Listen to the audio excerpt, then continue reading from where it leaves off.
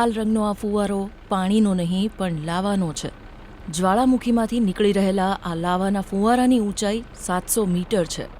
અમેરિકાના હવાઈમાં આવેલા કિલુઆ જ્વાળામુખીમાંથી લાવા ખૂબ ફોર્સથી નીકળી રહ્યો હોવાથી 1 એપ્રિલે લાવાનો આવો ઊંચો ફુવારો જોવા મળ્યો હતો. યુએસ જિયોલોજિકલ સર્વેની ટીમે 1 એપ્રિલે બપોરના સમયે હવાઈ ટાપુ પરના જ્વાળામુખીઓનું અવલોકન કરતી વખતે લાવાના આ ફુવારાના દ્રશ્યો કેમેરામાં કેદ કર્યા હતા. લાવાનો આ ફુવારો 250 મીટરથી 700 મીટર સુધી ઊંચે ઉડી રહ્યો હતો. લાવા સાથે મોટા પ્રમાણમાં ધુમાડો પણ નીકળી રહ્યો હતો. યુએસજીએસનું કહેવું છે કે 2024માં 23મી ડિસેમ્બરે આ જ્વાળામુખી ફરી એકવાર સક્રિય થયો એ પછી અત્યાર સુધી તે 16 વાર ફાટ્યો છે. જ્વાળામુખીમાંથી નીકળી આસપાસના વિસ્તારો પર પથરાતા પદાર્થો હાઈવે 11 સુધી પહોંચ્યા છે અને જ્વાળામુખીના મુખ નજીકના વિસ્તારોમાં તો આ પદાર્થોનો થર આશરે 1.5 મીટર જાડો છે.